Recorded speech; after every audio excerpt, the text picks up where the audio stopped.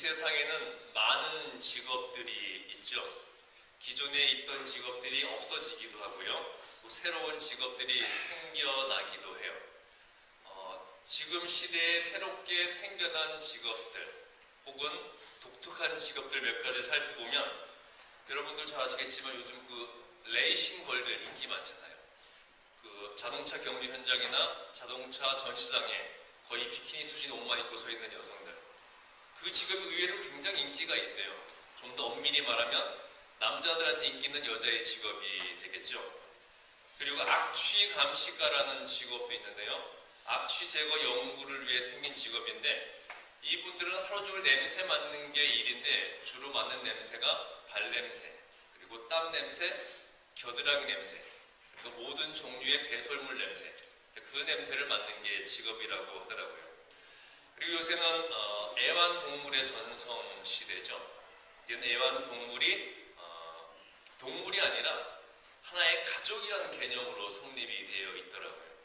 그래서 키우던 애완동물이 죽으면 그 애완동물을 거창하게 장사 지내주는 애완동물 장의사도 있대요. 제가 예전에 알던 장로님 한 분이 키우던 개가 죽었습니다. 그래서 애완동물 장의사를 통해서 장례를 거창하게 치러준 것까지는 저도 뭐 이해를 했는데 그 다음에 장로님 하신 말씀이 참 좀 충격적이었어요. 그러니까 모든 장례를 마친 후에 온 가족이 손을 잡고 자신들의 그 개의 영혼이 좋은 데 갈 수 있도록 통성으로 기도를 했다는 거예요. 그 말을 들으면서 한 교회 장로님쯤이면 개에게 영혼이 없다는 것은 아실 텐데 개의 영혼이 천국 가게 해달라고 전 가족이 통성기도를 했을까? 뭐 별로 할 말은 없었습니다. 그리고 시대가 시대인 만큼 디지털 장사도 있대요. 요즘은 인터넷 시대잖아요. 내 개인 정보가 인터넷에 엄청나게 떠돌아다니잖아요. 그래서 사람이 죽었을 때 인터넷에 떠돌아다니는 그 사람의 모든 개인 정보를 다 찾아내서 지워주는 그런 디지털 장애사라는 직업도 있고, 그리고 가장 최근에 새로 생긴 직업이 하나 있답니다. 해장 주사 전문의. 한국에서는 술 먹은 다음에 뭐 해요? 다 아시어서 왜 그러세요? 술 먹은 다음에 뭐 해요? 해장을 해야 되잖아요. 근데 미국에서 해장을 위해서 주사를 놔준다는 거예요. 그 오피스도 있고 주로 술 먹는 사람들이 많이 있는 곳에 버스를 세워놓는다고 합니다. 한국에 헌혈 버스가 있고 그 안에 들어가서 헌혈을 하는 것처럼 그 해장 주사를 놔주는 버스 안에 들어가서 해장 주사를 맞고 잠시 쉬면서 숙취를 해소하고 나온다는 거예요. 또 별의별 직업이 다 새로 생기는 것 같아요. 자, 그렇다면 수많은 직업 중에 가장 최고의 직업은 어떤 직업일까요? 이 세상 최고의 직업. 보통 뭐 의사, 변호사, 판검사 이야기를 하잖아요. 그런데 의사라고 다 편한 거는 아니에요. 한번 생각해 보세요. 달마다 남의 살 찢어야죠. 피범벅이 되어서 남의 장기를 드러내고 다시 집어넣고, 이게 쉬운 일이 아니라는 겁니다. 그리고 요즘 젊은이들, 어린 학생들에게 최고의 선망되는 직업은 연예인이라고 그러더라고요. 근데 또 연예인이라고 쉬운 게 아닙니다. 소위 말하는 스타로 뜨기 전까지는 밥 빌어먹기도 힘든 직업이 연예인이라는 거예요. 그리고 정말 운 좋게 스타가 되더라도 정말 연예인들은 자기 인생을 살아가는 직업이 아니라는 거예요. 가수나 탤런트나 자기 인생을 노래하고 자기 인생을 연기하는 게 아니잖아요. 가수 같은 경우는 자기 노래 속에 등장하는 그 사람의 삶에 내 감정을 이입해야 되는 거고요. 탤런트나 영화배우 같은 경우는 자기가 연기하는 사람의 인생에 자기의 감정을 이입을 해야 되잖아요. 그래서 연예인들 중에는 자기 정체성, 자기 자아에 대한 혼란을 느끼는 사람이 굉장히 많다는 거예요. 그래서 연예인 중에 우울증 환자들이 많고, 모든 사람들이 부러워하는 슈퍼스타의 자리에 올려놓고도 그래서 자살하는 사람이 그렇게 많다는 거예요. 그래서 어떤 사람이 말하기를 뭐니 해도 목사란 직업이 제일 마음 편한 직업 같다고 그렇게 이야기를 하더라고요. 예전에 제가 어느 교회에서 청년부를 담당할 때 제가 지도하던 청년 중에 한 명이 저를 찾아오더니 본인이 신학교를 가고 싶대요. 근데 그 청년이 교회를 처음 다니는 청년이었거든요. 그냥 친구 따라서 교회 다니는 거지 믿음이나 신앙이 전혀 없었어요. 뭐 한순간에 성령을 받아서 불같이 변하는 것도 아니고요. 그래서 너가 왜 신학교를 가려고 하냐 물어봤더니 자기 눈에 목사처럼 편해 보이는 직업이 없다는 거예요. 별로 하는 일도 없는 것 같은데 월급 꼬박꼬박 나오고 어딜 가든지 사람들한테 존중받고 어느 자리에서 항상 제일 상석이 하고 음식 제일 좋고 제일 많이 제일 빨리 먹고 너무 편해 보인다는 거예요. 그래서 자기는 신학교를 가서 목사가 한번 되어봐야 되겠다 그렇게 이야기를 하더라고요. 목사라는 직업이 뭐 다른 직업에 비해서 특별히 더 어려운 건 없는 것 같아요. 또 그렇다고 해서 그렇게 쉬운 직업도 아닙니다. 한 사람 가득 불러놓으면 또 저쪽에서 삐지고 저 사람도 좀 달려놓으면 또 이 사람이 삐지고 이것도 쉬운 직업은 아니더라고요. 자, 그렇기 때문에 최고의 직업이라는 것은 다분히 주관적인 개념이죠. 그렇다면 인류 최초의 직업, 이것은 객관적인 개념이잖아요. 인류 최초의 직업, 가장 오래된 직업은 뭘까요? 자, 인류 최초의 직업은 뭐겠습니까? 아담과 하와가 뭐였어요? 백수였잖아요. 그렇죠? 그러니까 그냥 직업이라는 관점에서만 보면 백수라는 직업이 최초의 직업일 것 같아요. 에덴 동산에서 하는 일 없이 먹고 놀기만 했으니까. 자, 그런데 육체적 노력이 수반되는 실제적인 최초의 직업은 뭘까요? 육체적인 노력이 동반되는 실제적인 최초의 직업 뭐겠어요? 농부죠. 그렇죠? 오늘 말씀 보게 되면 창세기 3장 17절과 18절 말씀에서 아담과 하와가 죄를 지어서 에덴 동산에서 쫓겨나게 되었죠. 그러한 아담과 하와에게 하나님께서는 흙이 그들의 삶이 터전이 되게 하셨고 흙을 생계의 수단으로 삼고 농사를 짓게 하셨잖아요. 자, 인간이 무엇으로 만들어졌어요? 흙으로 만들어졌습니다. 흙으로 만들어진 인간이 자신들의 삶의 근원인 그 흙이 삶의 터전이 되어서 그 흙을 생계의 수단으로 삼게 되었다는 것, 이게 굉장히 의미가 있고 서로 깊이 있게 연관되는 부분인데요. 자, 농사라는 것은 최선의 노력을 다해 피땀을 흘려도 인간의 의지대로 결과가 주관될 수 있는 건가요? 아니잖아요. 아무리 노력하고 피땀을 흘려도 마지막 결과는 누구에게 달려있습니까? 마지막 결과는 하늘에 달려있다는 거예요. 때 맞춰서 비가 와줘야 되고 바람이 불어줘야 되고요. 햇살이 필요하다는 거죠. 자, 이것은 인간이 할 수 있는 부분이 아니라는 거예요. 인간이 절대 주관할 수 없는 하나님의 섭리가 땅에 영향을 미친다는 겁니다.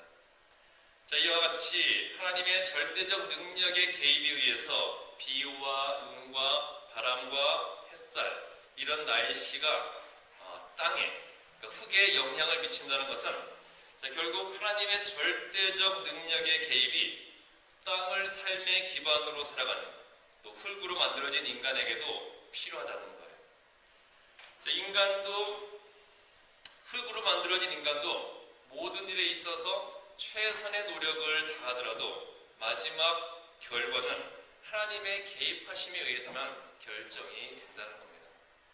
땅에서 짓는 농사도 그 결과는 하나님이 주관해야 되듯이 그 흙으로 만들어진 인간도 그 사이의 모든 일의 최종 마무리는 그 결과는 하나님의 개입하심에 의해 결정이 된다는 거예요. 인간 스스로는 절대로 완벽해질 수 없고 자신의 힘으로 모든 것을 이룰 수가 없다는 거죠. 하나님을 믿지 않는 그 무신론자들이 가장 많이 하는 말들 중에 있는 말들이 하나님을 믿느니 누구를 믿으라 그럽니까? 하나님을 믿으니 나를 믿어라. 나는 내 주먹을 믿는다. 하나님을 믿는 것은 나약한 인간들이나 하는 짓이다. 그런 말들을 하잖아요. 또 무신론 고용주들은 말하기를 하나님이 밥 먹여주는 것이 아니라 내가 너희들 월급 주고 너희들 먹여주는데 왜 하나님께 감사하느냐? 하나님이 밥 먹여주는 게 아니다. 내가 월급 주는 거다. 내가 밥 먹여주는 거다. 하나님께 감사할 바에는 내게 감사해라. 그런 말들을 합니다. 굉장히 어리석은 삶들이죠. 인간이 아무리 똑똑하더라도 하루 앞에 일을 내다볼 수가 없고 또 조금만 다치고 조금만 병이 들어도 내 몸 하나도 내 스스로 건사하지 못하는 것이 인간인데 그렇게 나약한 인간이 스스로 완벽하다고 생각하는 발상 자체가 우리를 지으신 하나님에 대한 죄악이 된다는 거예요. 자, 우리가 살아가는 인생을 한마디로 어떻게 정의할 수 있을까요? 인간의 운명.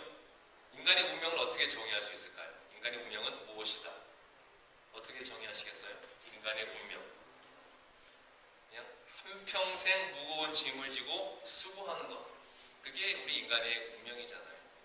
정말 한평생 무거운 짐을 지고 수고해야 되는데 문제는 뭐냐면 그렇게 한평생 무거운 짐을 지고 수고를 하지만 그 수고가 결과를 예측할 수 없는 수고라는 거예요. 결과만 알 수 있으면 그렇게 수고해도 별 문제가 안 되는데 그렇게 수고하고도 결과를 알 수 없으니까 인간의 운명은 굉장히 어려운 거라는 거죠. 우리가 살아가면서 100% 결과를 자신할 수 있는 일이 얼마나 있겠어요? 우리 사업하시는 분들 다 됐다고 생각했던 계약이 마지막에 틀어지는 경우 많잖아요.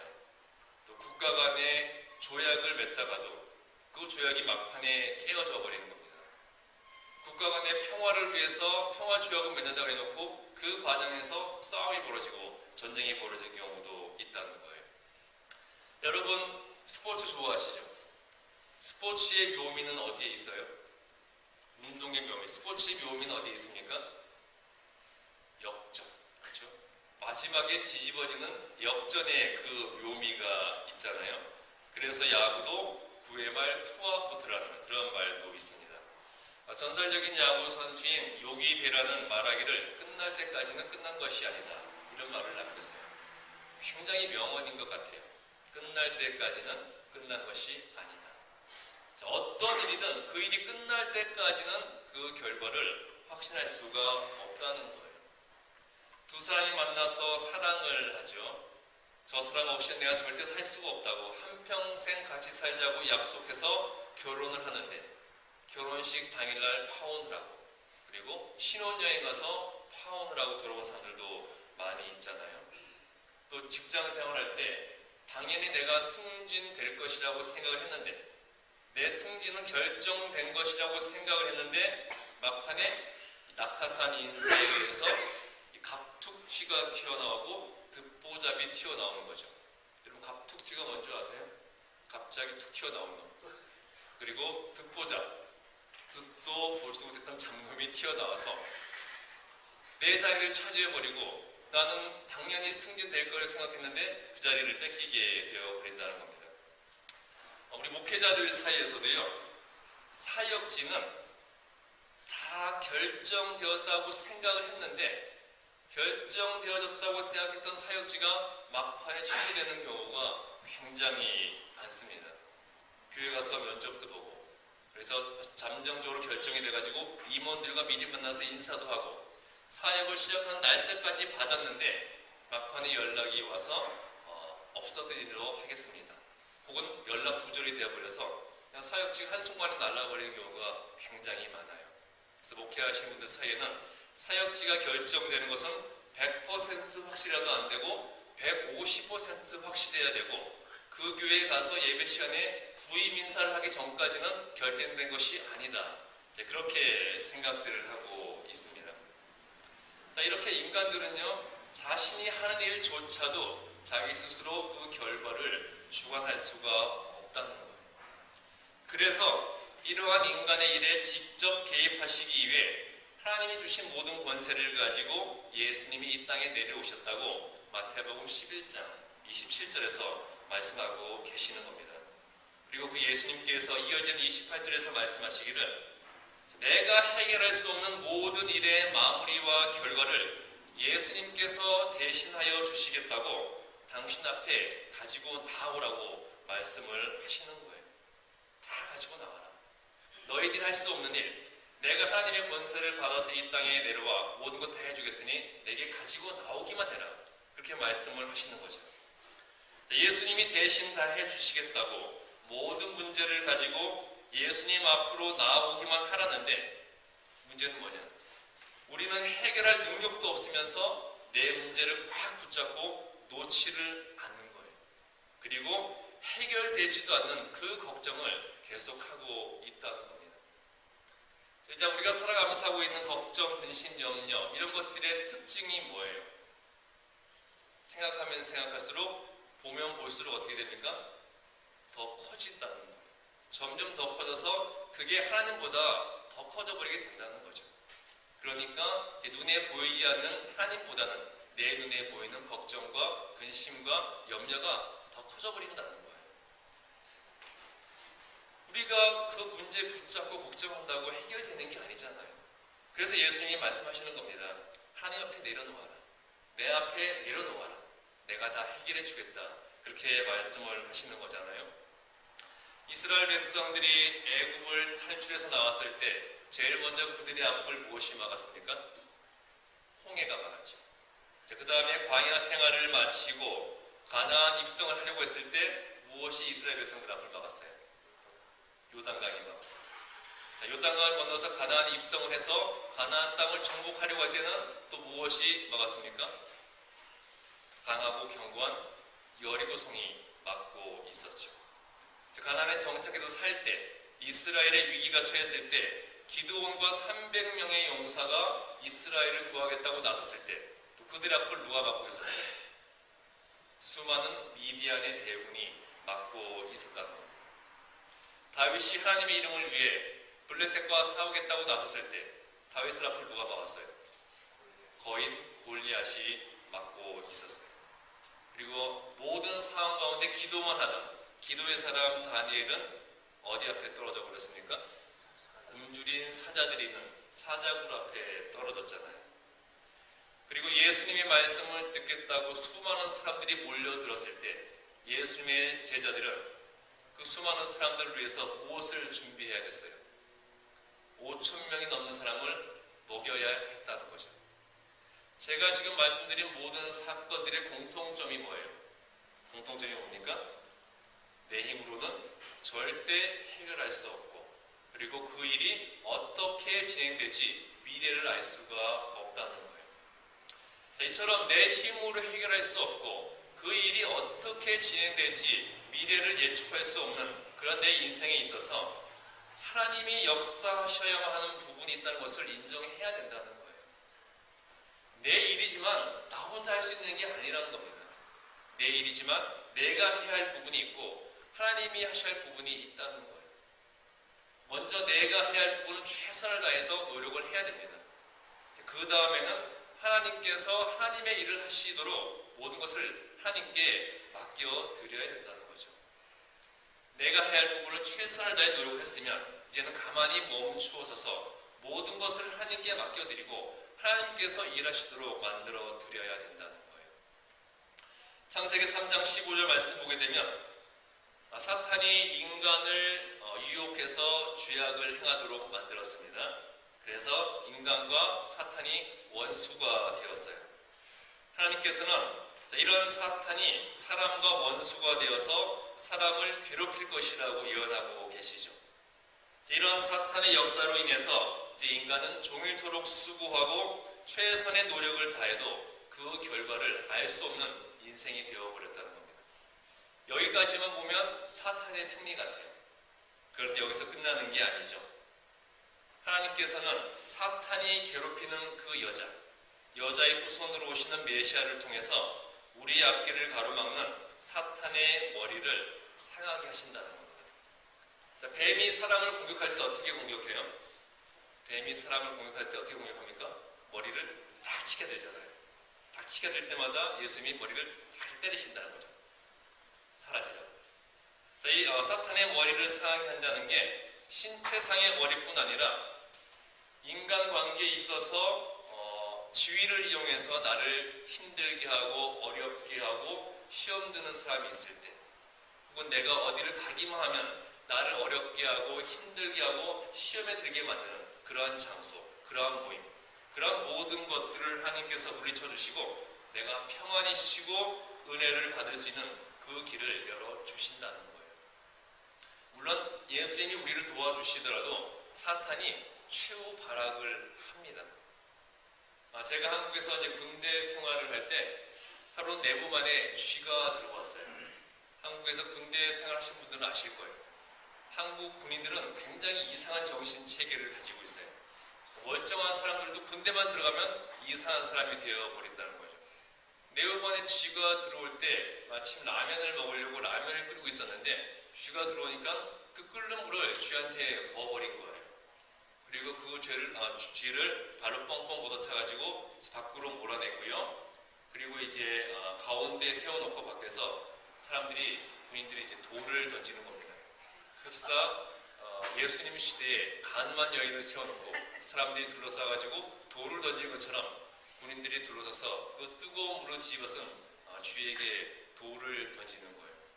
근데 제가 그때 처음으로 최후 발악이 이런 거구나 그거를 봤어요. 뜨거운 물을 뒤집어서서 온몸에 화상을 입었죠. 돌을 맞아서 몸은 다 피투성이가 되어 있는데 그런데도 이 쥐새끼가 대들더라고요. 온몸에 털을 곤두세우고 두 앞발을 든 다음에 이빨을 드러내고 귀가 찢어지는 듯한 그런 소리를 내는 거예요. 아, 저게 최후 발악이라는 거구나. 그때 그 개념을 처음으로 눈으로 확인을 했어요. 하지만 말 그대로 최후 발악일 뿐이죠. 예수님이 우리를 도우시더라도 사탄은 최후 발악을 합니다. 하지만 최후 발악일 뿐이라는 거예요. 왜냐하면 사탄은 인간의 발꿈치를 상하게 할 수밖에 없다 그랬잖아요. 우리에게 치명상을 입힐 수가 없다는 거죠. 그런데 여인의 후손으로 오는 예수 그리스도는 사탄의 머리를 상하게 함으로써 치명타를 가해버리시고요. 우리의 앞길을 더 이상 가로막지 못하게 만들어 주신다는 거예요. 그 예수님께서 사탄이 가로막은 우리의 일에 개입하셔서 우리의 미래를 책임지고 이끌어 주신다는 겁니다. 여러분 이 말 듣는데도 안 기쁘세요? 이런 말을 듣고도 믿지 못하니까 안 기쁘고 그러니까 우리는 늘 사탄의 권세 아래서 걱정과 근심과 염려 가운데 살아가는 거잖아요. 하나님께 다 맡겨버리면 예수님께 다 맡겨버리면 우리를 어렵게 하는 모든 사탄의 권세를 예수님께 다 물리쳐 주시고 우리에게 평안을 주신다는 겁니다. 그것을 믿고 우리는 기뻐해야 된다는 거죠. 마태복음 11장 29절에서 30절 말씀 보게 되면요. 예수님께서 말씀하시기를 나의 멍에를 메라. 내 멍에는 쉽고 내 멍에는 가볍다. 그렇게 말씀을 하시죠. 여러분 멍에가 뭔지 아시죠? 그 소의 몸에 씌우는 거잖아요. 소의 몸에 씌운 다음에 그 뒤쪽으로 농기구 같은 거를 연결을 하죠. 그래서 멍에를 쓰고 있는 소가 앞으로 걸어가면 그 뒤에 달린 농기구가 밭을 갈게 되는 거잖아요. 그런데 예수님 시대에는 이 멍에를 소가 아닌 두 명의 사람에게 쥐었다는 거예요. 자, 소가 아닌 사람이 멍에를 쥐고 일을 했으니 얼마나 고통스럽고 힘이 들었겠냐는 겁니다. 그래서 예수님께서 28절에서 말씀하시기를 내가 그 멍에를 매주겠다. 예수님과 함께 멍에를 매면 예수님이 그 모든 것을 감당하실 것이고 우리는 쉬게 될 것이다. 그렇게 알려주시는 겁니다. 예수님이 우리와 함께 멍에를 매시는 거예요. 그리고 예수님이 혼자 끌고 나가시는 겁니다. 그럼 우리는 어떻게 하면 돼요? 힘쓸 필요도 없이 그냥 따라가면 되는 거잖아요. 말 그대로 그냥 묻어가면 된다는 거예요. 우리가 어떤 무거운 물건을 옮기려고 할 때 굉장히 힘센 사람이 와서 그 물건을 들어주면 어떻게 돼요? 우리는 그냥 힘쓸 필요도 없이 그냥 손만 대고 그냥 묻어가면 되는 거잖아요. 예수님이 그렇게 해주시겠다는 거예요. 우리의 모든 멍에를 함께 매주고 내가 그것을 끌고 나갈 테니 너희들은 따라오기만 하라. 그러면서 너희들은 쉼을 얻을 것이다. 그렇게 말씀해 주시는 거죠. 자, 29절 말씀 보게 되면 예수님께서 우리와 함께 멍에를 매주시기에 너희는 마음의 쉼을 얻게 될 것이다. 그렇게 말씀하고 계시는데요. 여기서 예수님이 우리를 위해 멍에를 매주심으로 우리가 얻게 되는 이 마음의 쉼. 여기서 마음이 의미하는 것이 무엇이겠어요? 여기서 마음이 의미하는 것, 우리의 생명, 우리의 영혼이 되겠죠. 우리의 생명이 쉼을 얻고 우리의 영혼이 쉼을 얻을 것이다. 그리고 더 나아가서 이 마음이라는 것은 우리의 자아를 의미하는 겁니다. 우리가 스스로의 힘으로 할 수 없는 일을 예수님께서 대신해 주심으로 내가 이루고자 했던 그 자아를 이루어 주시겠다는 거예요. 내가 무엇인가를 하고 싶었는데 내 힘으로 할 수가 없었어요. 예수님께 맡겼더니 예수님께서 모든 것을 다 해주셔서 우리는 내 삶의 자아가 실현된다는 그러한 마음의 힘을 얻게 된다는 거죠.